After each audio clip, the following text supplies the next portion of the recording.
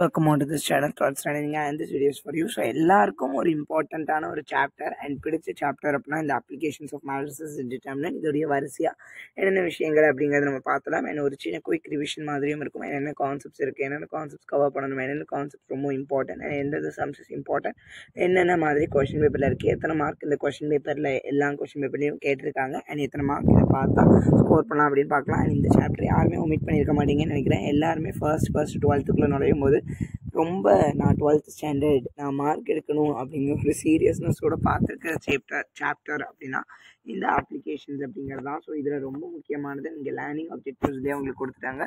Row echelon rank of the matrix இந்த 2 mark கேட்கறதுக்கு வாய்ப்பு இருக்குது. அட்ஜாயிண்ட் இன்வர்ஸ்லாம் மோஸ்ட்லி கேட்க மாட்டாங்க, பட் இன்வர்ஸ் ஆஃப் த நான் சிங்குலர் மேட்ரிக்ஸ் கேட்கறதுக்கான வாய்ப்புகள் இருக்குது. அண்ட் ரொம்ப முக்கியமானது இந்த 3 டாபிக் அண்ட் கடைசி இருக்கிற இந்த 2 டாபிக். ஸோ இந்த டாபிக்ஸை மட்டும் நீங்கள் எனக்கு என்ன பண்ணணும் அப்படின்னா கண்டிப்பாக பார்த்துங்க. ரொம்ப ஈஸியான டாபிக் அப்படின்னு சொன்னால் நான் Cramer's rule and matrix inversion method ரொம்ப இம்பார்ட்டன்ட். அதுக்கடுத்து இந்த Gauss elimination and consistency of the non homogenic linear equation and non trivial solution of equation. இது மட்டும் இந்த கன்ஃபியூஷன் மாதிரி இருக்கும், மற்றபடி எதுவும் இல்லை. ஸோ அட்ஜாயிண்ட் எப்படி கண்டுபிடிக்கணும் அப்படிங்கிறது உங்களுக்கு தெரியும். அண்ட் கோஃபேக்டர்னா என்ன அப்படிங்கிறத பற்றி சொல்லியிருக்காங்க. இங்கே ஃபர்ஸ்ட் வந்தது உங்களுக்கு தியரம்ஸ் இருக்கும் அண்ட் ப்ராப்பர்ட்டிஸ் இருக்கும். அது எல்லாமே பார்த்துருங்க. அதுலேருந்து உங்களுக்கு கம்பல்சரி கேட்கறதுக்கான வாய்ப்புகள் இருக்குது. ஸோ போன தடவை உங்களுக்கு கம்பல்சரி எதுலேருந்து கேட்டாங்க அப்படின்னா இந்த ப்ராப்பர்ட்டிஸ்லேருந்து தான் கேட்டாங்க. அட்ஜாயிண்ட் ப்ராப்பர்ட்டிஸ்லேருந்து தான் கேட்டிருந்தாங்க. அண்ட் அதுவும் மேட்ரிக்ஸ்லேருந்து கம்பல்சரி கேட்பாங்களா அப்படின்னா ரொம்ப புதிய விஷயமா இருந்துச்சுன்னு சொல்லலாம். ஃபார்முலா அந்த ப்ராப்பர்ட்டி நீங்கள் எழுதணும், அதை சால்வ் பண்ணியிருக்கணும், அட் லாஸ்ட் ஆன்சர் எழுதியிருக்கணும், மார்க் கொடுத்துருவாங்க.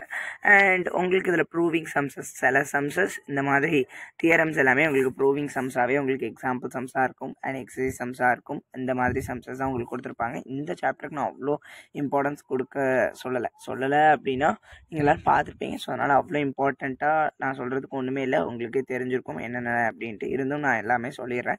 ஏ இன்வர்ஸ் அப்படிங்கிறது அதுக்குடைய ஃபார்முலா. ஸோ அந்த ஃபார்முலா பார்த்துருங்க. மோஸ்ட்லி 3x3 மேட்ரிக்ஸ் தான் கேட்பாங்க. இந்த இருக்குது பார்த்தீங்களா, properties of inverses of matrices பார்த்துக்கோங்க. Left cancelization, right cancelization, reversal law of inverses. So ரொம்ப குழப்பாதீங்க நீங்கள் படிக்கல அப்படின்னாலும், பட் திருப்பி பாருங்களேன், உங்களுக்கு சின்ன ஒரு ஐடியா கிடைக்கும்.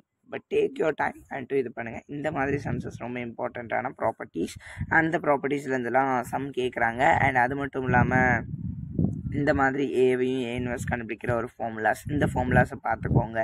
அதுக்கடுத்து உங்களுக்கு என்ன இருக்கும் அப்படின்னா இந்த மாதிரி இதை பேஸ் பண்ணி உங்களுக்கு 1 மார்க்ஸே இருக்குது. அண்ட் இந்த சம்ஸ் ஒரு இம்பார்ட்டண்ட்டான ஒரு சம் அப்படின்னு சொல்லலாம். அதுக்கடுத்து இந்த மாதிரி வெரிஃபை சம்ஸ் எல்லாமே ஈஸியஸ்ட். ஸோ அதையுமே பார்த்துருங்க 2x3. அண்ட் இந்த மாதிரி கெமிக்கல் ஈக்குவேஷன் மாதிரி உள்ள சம்ஸஸ்க்கு நீங்கள் என்ன பண்ணியிருக்கணும் அப்படின்னா இம்பார்ட்டன்ஸ் கொடுத்துக்கணும். ஆர்த்தோகோனல்னு ஒரு சம் இருக்குது, போன வருஷம் கேட்டுட்டாங்க, பட் இந்த தடவை கேட்கறதுக்கான வாய்ப்புகள் இருக்கா அப்படின்னா இருக்குது, பார்த்துக்கோங்களேன். ஏன்னா ஏன் இந்த மாதிரி கேட்குறாங்கன்னா எந்தெந்த சம்ஸ் டிஃப்ரெண்ட் அண்ட் யோசிக்க முடியாத மாதிரி இருக்கும், இது டிஃபிகல்ட்னு பார்த்தாலே தெரியும், அந்த மாதிரி சம்ஸை தான் கேட்குறாங்க. அதனால தான் இந்த சம்ஸ் எல்லாமே இம்பார்ட்டன்ட் அப்படின்னு சொல்கிற ஒரு சம்ஸாக இருக்குது அப்படின்னு சொல்லலாம். அண்டு டிஸ்கிரிப்ஷன் பற்றி பேஸ் பண்ணி உங்களுக்கு அவ்வளோவா கொஷின் கொடுக்கல, இங்கே எல்லாமே லைட்டாக ப்ரூஃப் பண்ணுற மாதிரி தான் இருக்குது.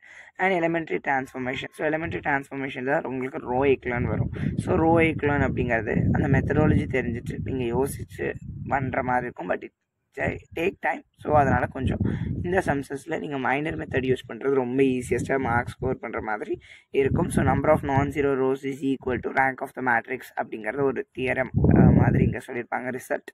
அது ரொம்ப ரொம்ப இம்பார்ட்டண்ட்டானது. ஸோ ரேங்க் கேட்டாங்க அப்படின்னா மைனர் மெத்தடுன்னு கொடுத்துருந்தா, ரோ எக்லான்னு கொடுத்துருந்தா நீங்கள் அந்தந்த மெத்தடில் தான் நீங்கள் என்ன பண்ணியிருக்கணும் அப்படின்னா கண்டிப்பாக பண்ணியிருக்கணும். ரோ எக்லான் மூலிமா ரெடியூஸ் பண்ணுறீங்க. அதுக்கும் உங்களுக்கு எக்ஸசைஸ் தனியாகவே இருக்குது, Gauss Jordan. So Gauss Jordan is also like row echelon method தான். ஸோ ரோ எக்லான் மெத்தட் அதோடைய இன்ட்ரொடக்ஷன். ஸோ அதே மாதிரி தான் நீங்கள் என்ன பண்ணுறீங்கன்னா இங்கேயுமே எழுதுறீங்க. பட் காஸ் ஜோடான் எதுக்கு அப்படின்னா இன்வர்ஸ் கண்டுபிடிக்கிறதுக்காக நம்ம என்ன பண்ணுறோம் அப்படின்னா பயன்படுத்துகிறோம். இது ரெண்டுமே சேர்த்து தான் உங்களுக்கு எக்ஸசைஸ் 1.2ல் இருக்குது minor method, row reduction method, row echelon form, அதுக்கடுத்து காஸ் ஜோடான் மெத்தட் அப்படின்ட்டு. ஸோ அப்ளிகேஷனில் தான் உங்களுக்கு எந்த மாதிரி சம்ஸ் இருக்குது அப்படின்னா matrix inversion, Cramer's and Gauss elimination இருக்குது. ஸோ நீங்கள் இந்த காஸ் எலிமினேஷன் எல்லாமே இன்னும் இன்ஜினியரிங்கில் தனியாக படிப்பீங்க.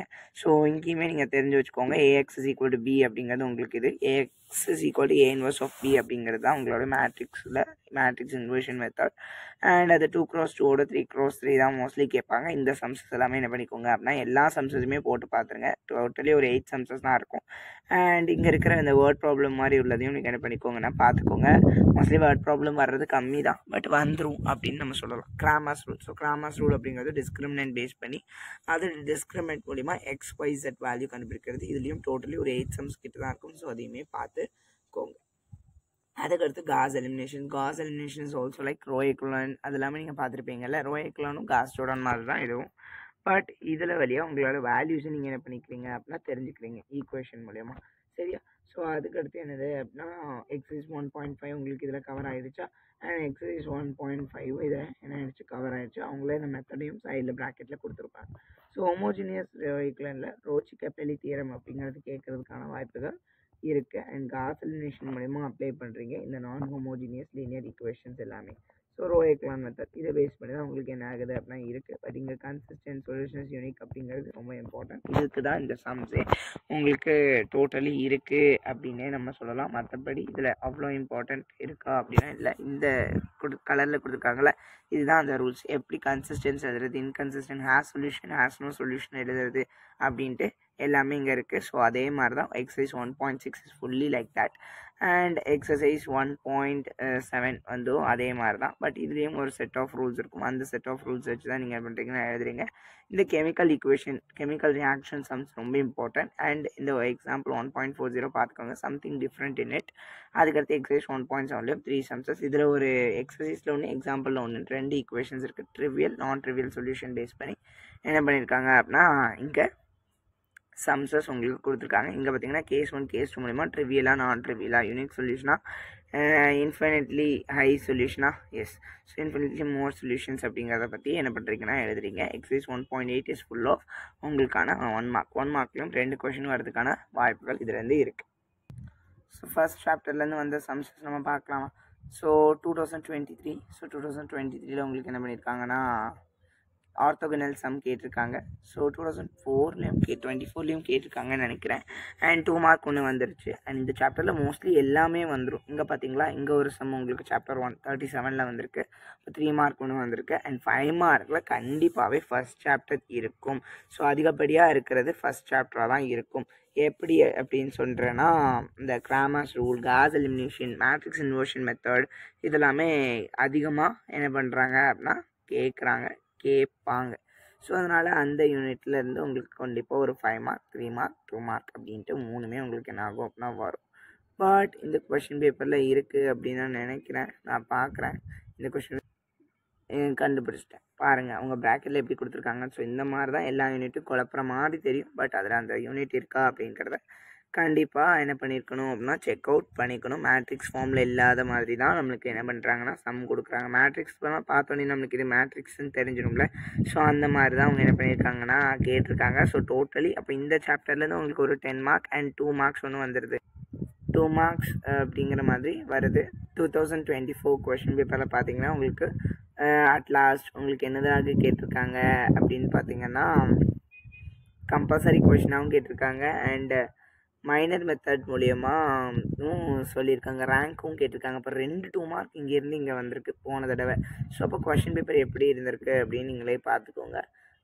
அதே மாதிரி கட் ஆஃப்க்கு ரொம்ப முக்கியமானது மேக்ஸ். அண்ட் இங்கேயும் உங்களுக்கு 1 மார்க்கில் தான் கேட்டிருக்காங்க. 3 மார்க் கம்பல்சரி கொஷின்.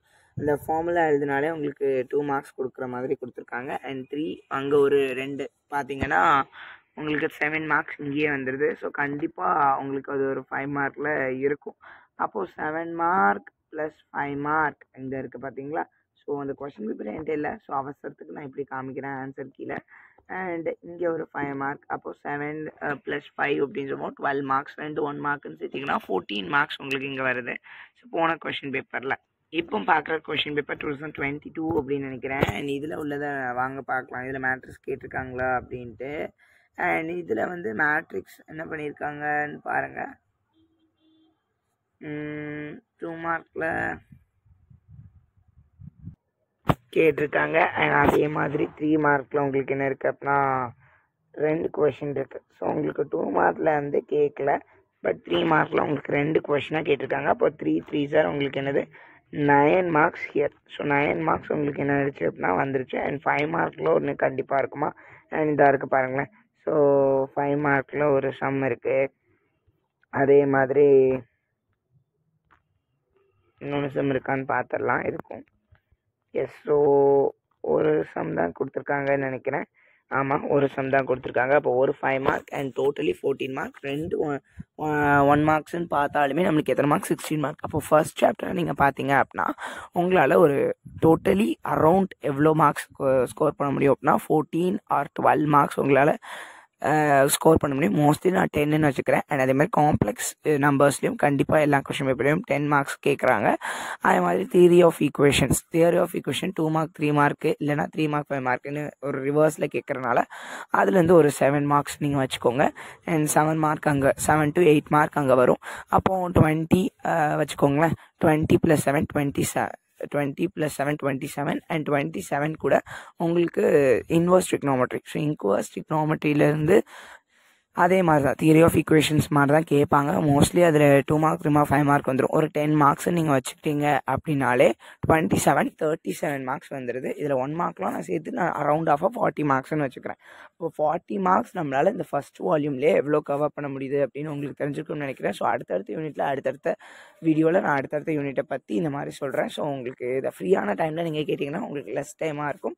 அண்ட் நீங்கள் சம்ஸை பாருங்கள். ஏதோ ஒரு டவுட் அண்ட் ஏதாவது வீடியோ வேணும் அப்படின்னா கண்டிப்பாக கமெண்ட் பண்ணுங்கள். I will do for you. Thank you for watching.